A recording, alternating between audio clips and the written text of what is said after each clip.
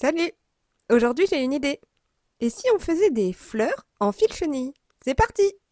Petite précision, c'est la première fois que je fais ça.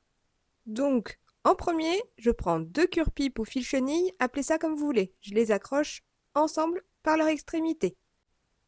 Ensuite, je prends un marqueur cylindrique. C'est pas obligé d'être un marqueur, mais il faut que ce soit rond et pas trop gros. Et j'entoure mon long fil chenille obtenu comme ceci.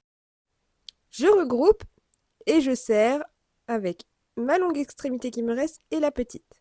Ensuite, j'enlève délicatement du marqueur, je passe la grande extrémité dans le trou et je regroupe avec la petite et je serre très fort. Ensuite, j'obtiens ça. Chaque petit cercle sera un pétale. Je les individualise et on voit doucement la forme de la fleur se dessiner. Ensuite, chaque pétale, je le tourne sur lui-même d'un demi-tour. Et ensuite, je donne la forme que je veux à mes pétales pour qu'ils soient un petit peu plus ronds, un petit peu plus jolis. Enfin voilà, c'est pas trop mal pour la première. Ensuite, on va faire le cœur de la fleur. Pour ça, j'ai pris un fil chenille jaune. Vous pouvez prendre n'importe lequel. Je tiens une extrémité et je fais des tours.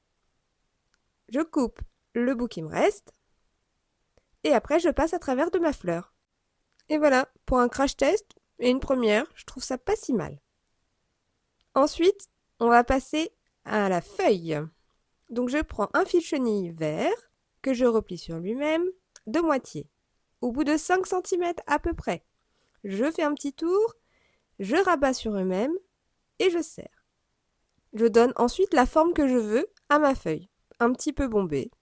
Pour les tiges, j'ai fait comme j'ai pu et avec ce que j'avais, c'est-à-dire pas grand-chose. J'ai pris un fil chenille vert et j'ai entortillé et enroulé autour des extrémités des fils chenilles qui me restaient des fleurs. Après, j'y ai accroché un peu comme j'ai pu toutes les feuilles que j'avais faites. Et voilà le résultat. Pour une première, je trouve ça pas si mal, même si les fils chenilles n'étaient pas d'hyper bonne qualité. En conclusion, c'est une activité simple et qui doit être très sympa à faire avec des enfants.